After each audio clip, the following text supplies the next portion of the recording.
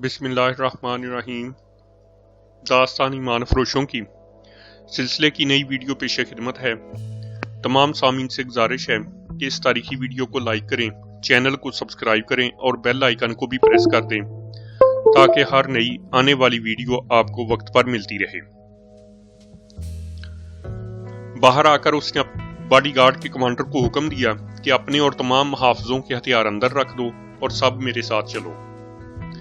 12 आदमियों की गार्ड को निहत्ता करके अली बिन सफियान अपने साथ ले गया और अल आदल को तफसीली रिपोर्ट दी। अल आदल ने उसे अलकुन के घर पर छापा मारने की इजाजत दे दी। वक्त ज़ाय किए बगैर सिपाहियों की एक टोली बुलाई गई। इधर अलकुन के घर में कोई और ही सूरत पैदा हो गई थी। अली बिन सफियान जब वहां से निकला था तो अलकुन की एक बीवी जो जवान थी मुलाजमा को अपने कमरे में ले गई और उससे पूछा कि अली बिन सफियान ने उससे क्या पूछा और उसने क्या बताया है। बुढ़िया ने जवाब दिया कि वो सलार के मुतालिक पूछ रहा था और मैंने बताया था कि मैं गरीब सी मुलाजमा हूं, मुझे कुछ खबर नहीं कि वो कहाँ है। तुम्हें बहुत कुछ मालूम है, बेगम ने कहा, और तुमने बहुत कुछ बताया है।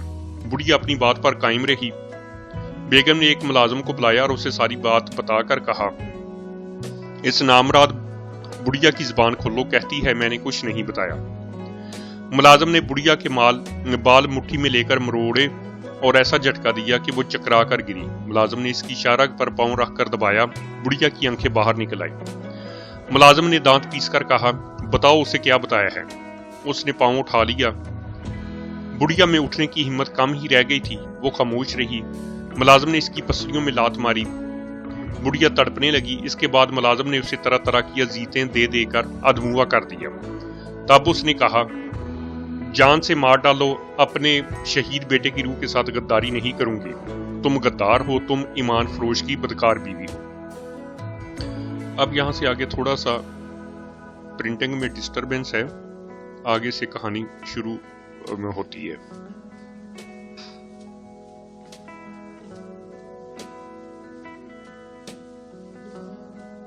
इसे तहखाने में ले जाकर खत्म कर दो। बेगम ने कहा, रात को लाश गायब कर देना, हमारे सर से अभी खतरा टला नहीं। वो हमारे मुहाफिजों को निहत्ता करके अपने साथ ले गया है। इस बदबख्त बुढ़िया को बहुत कुछ मालूम है। इसे इस रात से जमीन में दबा दो। बुढ़िया फर्श पर पड़ी थी। इस पर नीम गशी की कैफियत तारी थी। मुलाजिम ने उसे हल्की सी गठड़ी की तरह उठाकर कंधे पर डाल दिया। कमरे से निकलकर वो बरामदे में जा रहा था कि आवाज आई, रुक जाओ। उसने घूमकर देखा, सिपाही दौड़े आ रहे थे। अली बिन सफियान के हुक्म पर वो सब बिखर कर कमरों और बरामदों वगैरह में फैल गए। मुलाजिम भाग न सका। उसके कंधे से बुढ़िया को उतारा गया। बुढ़िया के मुंह से खून निकल रहा था। उसने आंखें खोली। अली बिन सफियान को देखा तो उसके चेहरे पर मुस्कुराहट आ गई। उसने कहा, इससे पहले मुझे मालूम नहीं था कि इस घर में क्या हो रहा है। तुम आए तो मेरे शक पुख्ता हो गए कि ये तो गड़बड़ है। उसकी आवाज उखड़ रही थी। उसने बड़ी मुश्किल से बताया कि नई बेगम और उसके उस मुलाजिम ने इससे ये राज उगलवाने के लिए कि इसने अली बिन सफियान को क्या बताया है, उसे बहुत मारा है। अली बिन सफियान ने एक सिपाही से कहा कि बुढ़िया को फौरन तबीब के पास ले जाओ। बुढ़िया ने रोक दिया और कहा, मुझे कहीं ना भेजो, मैं अपने शहीद बेटे के पास जा रही हूँ, मुझे ना रोको। और वो हमेशा के लिए खामोश हो गई। अलकुन के घर का कोना कोना छान मारा गया। तहखाने में गए तो ये असला खाना बना हुआ था। घर से सोने के टुकड़ों और नकदी के अंबार बरामद हुए। एक मोहर भी बरामद हुई जिस पर अलकुन का पूरा नाम और उसके साथ सुल्तान मिस्र कुंदा था। अलकुन को अपनी फतह का इतना यकीन था कि उसने अपने नाम की मोहर भी बनवा ली थी। इस मोहर ने शकूक को यकीन में बदल दिया। अलकुन के घर में 6 बीवियां थी और शराब का जखीरा भी था। अलकुन के मुतल्लिक मशहूर था कि शराब नहीं पीता। अब उसके घर से पता चला कि रात को पिया करता था। अली बिन सफियान ने इसकी तमाम बीवियों से पूछगिछ की तो कारामद मालूमात हासिल हुई। अहम शहादत नई बेगम की थी जिसने मुलाजिम के हाथों बुढ़िया को मरवा दिया था। बाकी तमाम बीवियों ने कहा कि सारा राज नई बेगम के सीने में है। इसके मुतालिक ये भी बताया गया कि इसकी जुबान मिस्री नहीं सूडानी है और जब बाहर के आदमी आते हैं तो सिर्फ यही लड़की उनमें उठती बैठती और इनके साथ शराब पीती है। इन बीवियों के अंदाज से पता चलता था कि इन्हें और कुछ भी मालूम नहीं। नई बेगम को अलग कर दिया गया। बुढ़िया को मारने वाले मुलाजिम को अली बिन सफियान ने कहा कि वो अब कुछ छुपाने की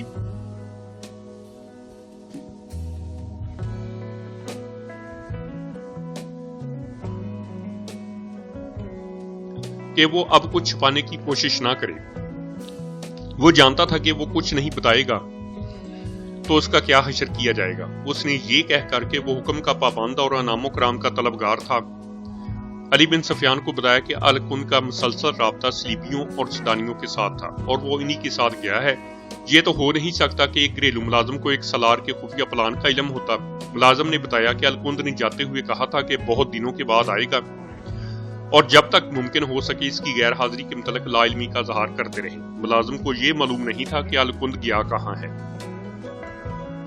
نئی بیگم کو علی بن سفیان نے اپنے 2 آدمیوں کے ساتھ اپنے مخصوص تہہ خانے میں بھیج دیا اور خود کچھ اور تفتیش کر کے اور الکند کے گھر پر پہرا لگا کر اپنے دفتر میں چلا گیا، جہاں الکند کے باڈی گارڈ نہتے بیٹھے تھے۔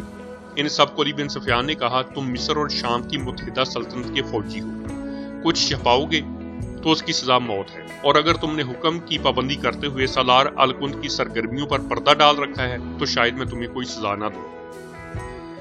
گارد کا کمانڈر بول پڑا۔ اس نے جو بیان دیا اس سے اس کی تصدیق ہو گئی کہ الکند کے پاس صلیبی اور سودانی آتے تھے اور الکند غداری کا مرتکب ہو رہا تھا۔ انہیں بھی یہ معلوم نہیں تھا کہ الکند گیا کہاں ہے۔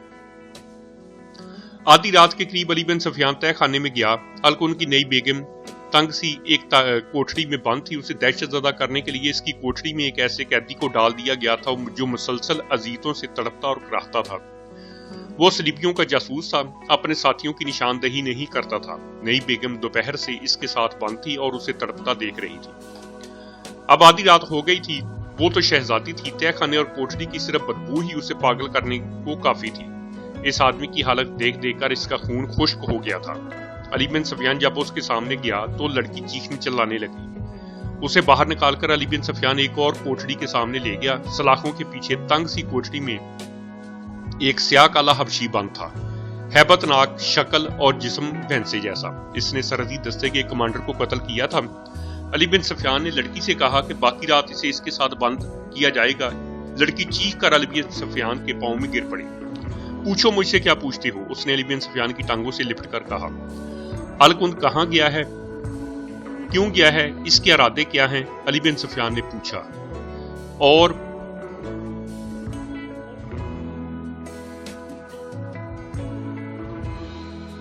اس کے متعلق جو کچھ جانتی ہو بتا دو۔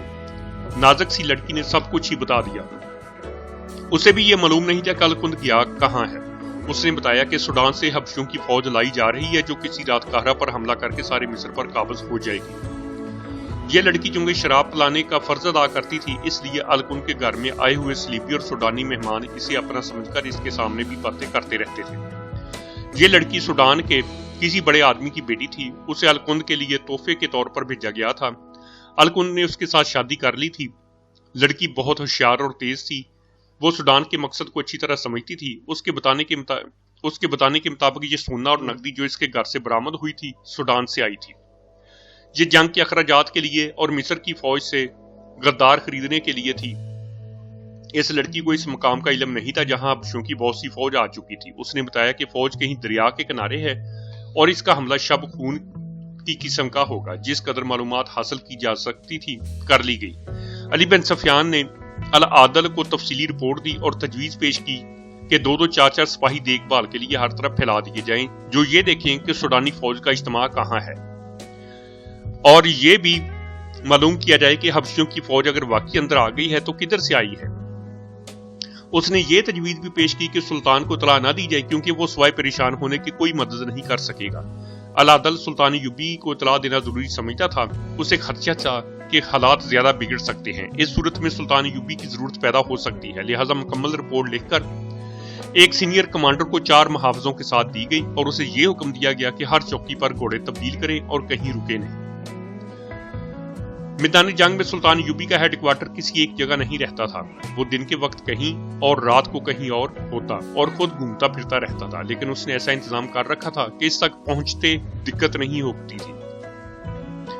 جگہ جگہ رہنما موجود رہتے تھے جنہیں خبر پہنچا دی جاتی تھی کہ سلطان کہاں ہے۔ یہ ایک راز ہوتا تھا، اس لیے رہنما ذہین قسم کے افراد ہوتے تھے۔ جس دن 3 دنوں کی مسافت کے بعد پیغام لے جانے والا کمانڈر 4 محافظوں کے ساتھ دمشق پہنچا، اس وقت سلطان یوبی अलरस्तान के सिलसिला 2 में था। सर्दी का रूज था। कमांडर और इसके मुहाफिजों की ये हालत थी कि भूख, नींद और मुसलसल सवारी से इनके चेहरे लाशों की तरह सूख गए थे, ज़बानें बाहर निकली हुई और सर डोल रहे थे। फिर भी वो फौरन रवाना होने के लिए तैयार हो रहे थे।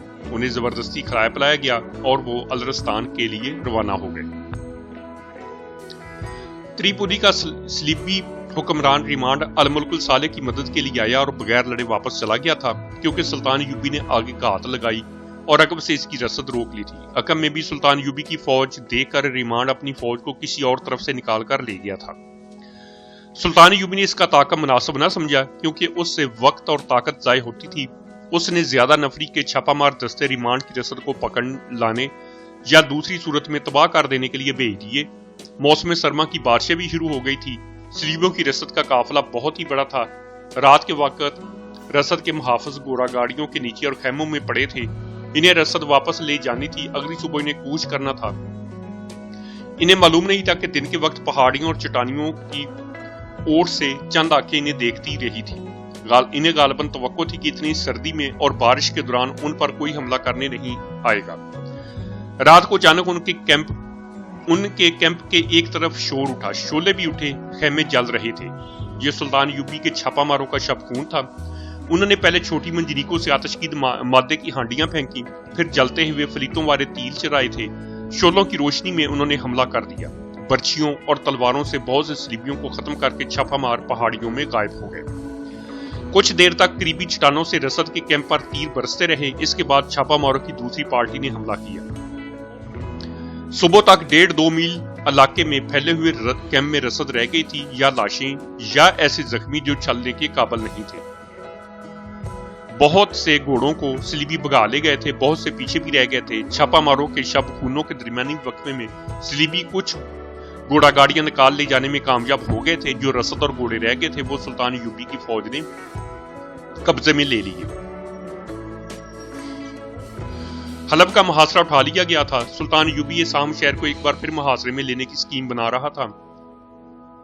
दिन के वक्त जब छापामारों का कमांडर सुल्तान यूबी को गुज़श्ता रात के शबगुनों की रिपोर्ट दे रहा था, दरबान खैमे में दाखिल हुआ। उसने सुल्तान को इतला दी कि काहरा से एक कमानदार पैगाम लाया है।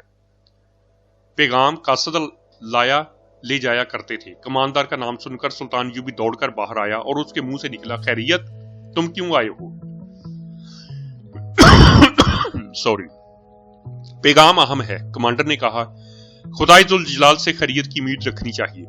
सुल्तान यूबी ने पैगाम लिया और कमांडर को अंदर ले गया। उसने पैगाम पढ़ा और गहरी सोच में खो गया। अभी ये मालूम नहीं हो सका कि सुडानियों की फौज मिस्र में दाखिल होकर कहां खैमाजन हुई है। सुल्तान यूबी ने पूछा। देखभाल के दस्ते भेज दिए गए हैं, कमांडर ने जवाब दिया।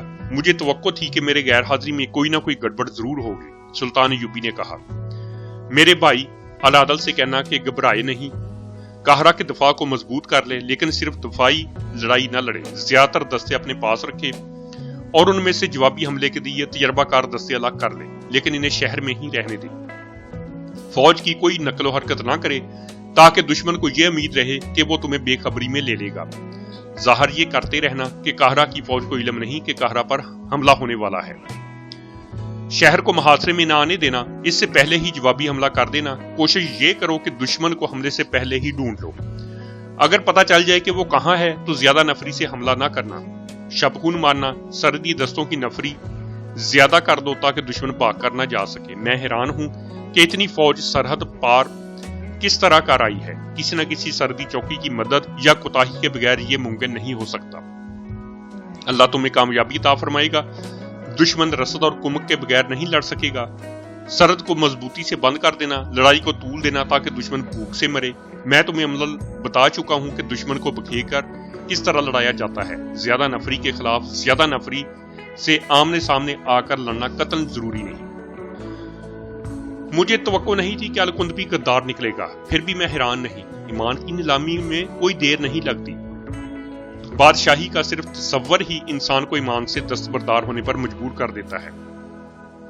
इक़्तिदार का नशा कुरान को बंद करके अलग रख देता है। मुझे अफसोस अलकुंद पर नहीं, मैं इस्लाम के मुस्तकबिल के मुतल्लिक परेशान हूँ। हमारे भाई सलीबियों के हाथों फरोख्त होते जा रहे हैं, इधर मेरे भाई मेरे खिलाफ लड़ रहे हैं। میرا پیرو مرشد نورالدین زنگی اس دنیا سے اٹھ گیا ہے، کل پرسوں ہم بھی اٹھ جائیں گے، اس کے بعد کیا ہوگا؟ یہی سوال مجھے پریشان رکھتا ہے۔ کوشش کرنا کہ جب تک زندہ رہو اسلام کا پرچم سرنگوں نہ ہونے پائے۔ اللہ تمہارے ساتھ ہے، مجھے باخبر رکھنا۔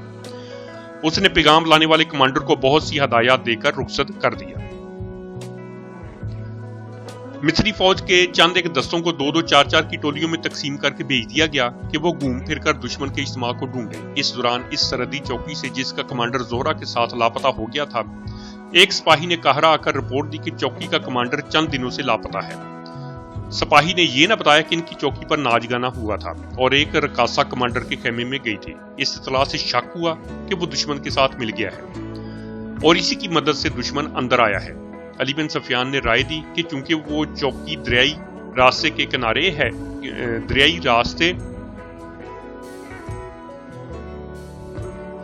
چونکہ وہ چوکی دریائی راستے کی نگرانی کے لیے ہے، اس لیے دشمن دریا کے راستے آیا ہوگا۔ فیصلہ ہوا کہ کسی ذہین کمانڈر کے اس چوکی پر محافظوں کے ایک دستے کے ساتھ بھیجا جائے۔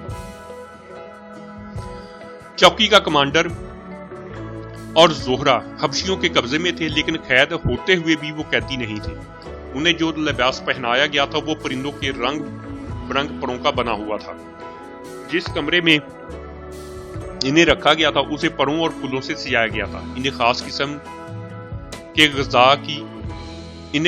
قسم کی غذا کھلائی جا رہی تھی۔ حبشیوں کے مذہبی پیشوا ان کے آگے سجدے کرتے اور کچھ بڑبڑا کر چلے جاتے تھے۔ کسی اور کو ان کے قریب آنے کی اجازت نہیں تھی۔ ایک بار انہیں درخت کی مضبوط ٹہنیوں اور پتوں کی بنی ہوئی پالکیوں پر اٹھا کر دریا میں نہلانے کے لیے لے جایا گیا تھا۔ دونوں کو معلوم تھا کہ انہیں ذبح کیا جائے گا۔ رات کو وہ تنہا ہوتے تھے، لیکن باہر 8-10 حبشی موجود رہتے تھے۔ کمانڈر نے کئی بار اٹھ کر دیکھا تھا کہ فرار کی کوئی صورت بن سکتی ہے یا نہیں۔ فرار ممکن نظر نہیں آتا تھا۔ ایک رات حبشیوں کے 2 مذہبی پیشوا آئے۔ کمانڈر اور زہرہ سوئے ہوئے تھے، انہیں جگایا گیا۔ وہ سمجھے کہ ان کی موت آ پہنچی ہے۔ مذہبی پیشواؤں نے ان کے آگے سجدہ کیا اور دونوں کو باہر لے گئے۔ باہر پالکیاں رکھی تھی، ایک پر کمانڈر اور دوسرے پر زہرہ کو بٹھایا گیا۔ 2 حبشیوں نے ایک ایک پالکی اٹھا لی۔ مذہبی پیشوا آگے آگے چل پڑے۔ وہ دونوں مل کر کچھ گنانے لگے۔ پالکیوں کے پیچھے 2 اور حبشی تھے جن کے پاس برچیاں تھیں۔ وہ محافظ سے کمانڈر اور زہرہ خاموش تھے۔ پہاڑیوں سے نکل کر وہ لوگ دریا کی طرف چل پڑے۔ کمانڈر نے دیکھا کہ چاند افق سے نکل رہا تھا۔ اس سے اس نے اندازہ کیا کہ رات آدھی گزر گئی ہے۔ اس وقت سے پہلے چاند نہیں ہوتا تھا۔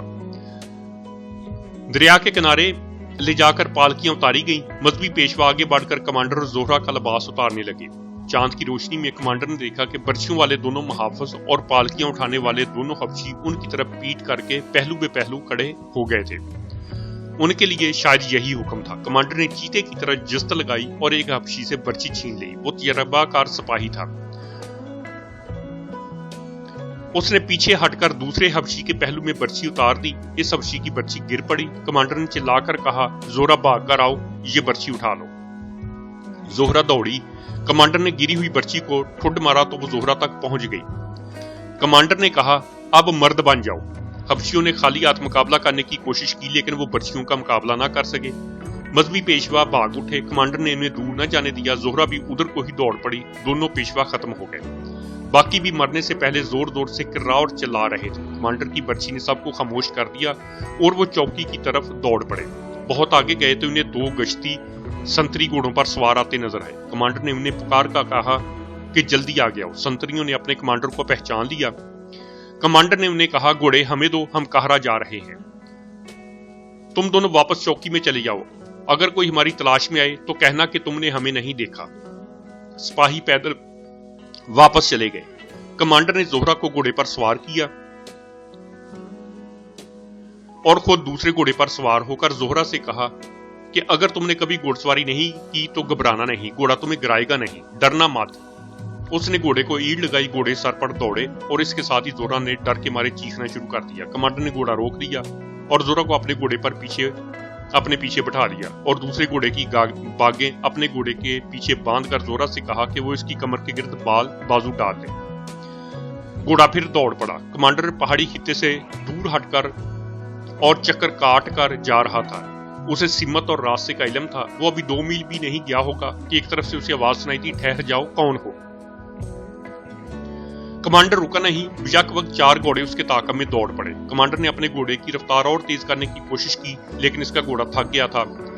उसने कोशिश की कि दूसरे घोड़े को अपने पहलू में करके उस पर सवार हो जाए। वो घोड़ा बगैर वजन के भाग रहा था, इसलिए ज्यादा थका हुआ नहीं था, मगर जोहरा के साथ भागते घोड़े से दूसरे घोड़े पर सवार होना मुमकिन नहीं था। चांद ऊपर आ गया था, जिससे दूर तक नजर आ सकता था। चारों घोड़े बहुत करीब आ गए थे। 2 तीर आए जो कमांडर के करीब से गुजर गए।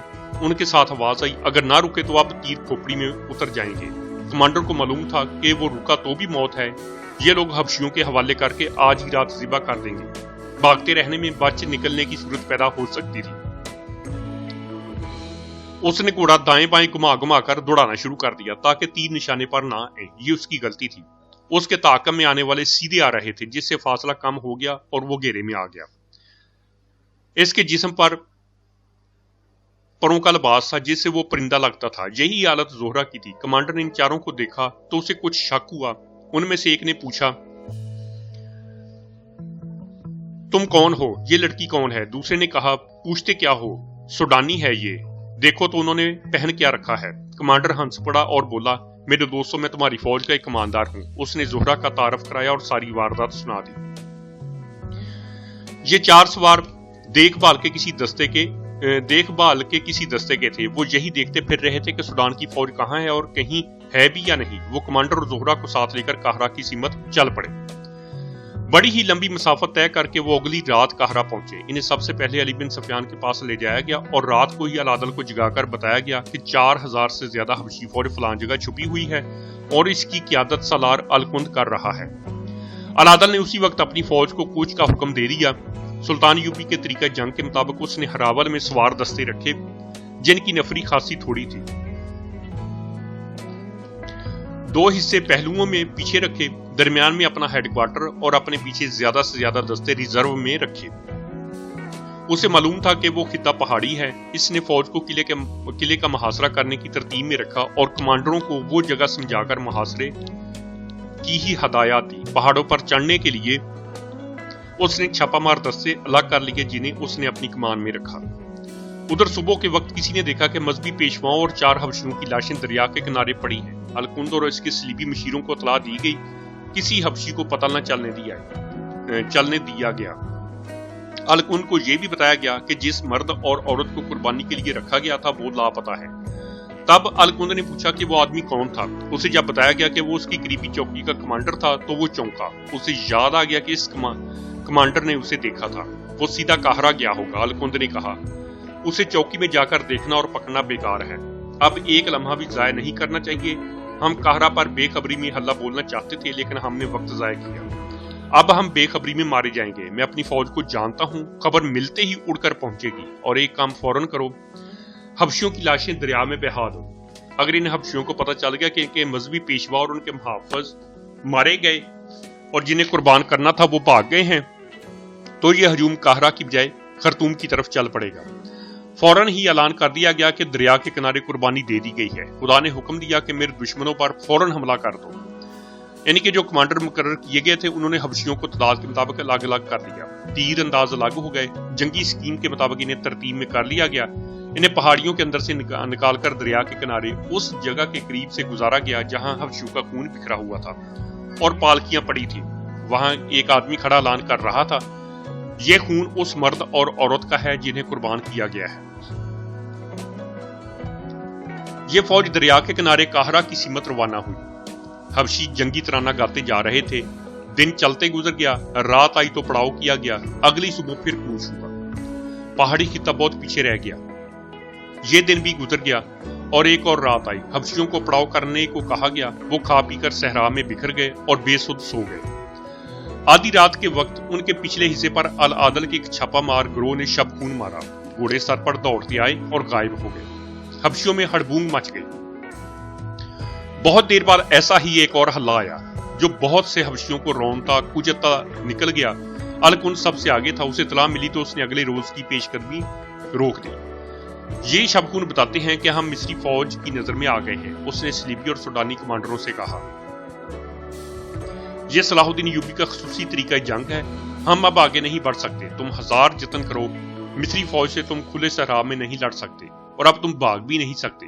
اب پیچھے چلو اور پہاڑیوں میں لڑو. ہمارا تمام تر منصوبہ ناکام ہو چکا ہے. قاہرہ والے نہ صرف بیدار ہو گئے ہیں بلکہ انہوں نے فوج بھی بھیج دی ہے. کیا ہم صحرا میں مصری فوج کو ڈھونڈ کر اس سے لڑ نہیں سکتے؟ ایک سلیبی نے کہا.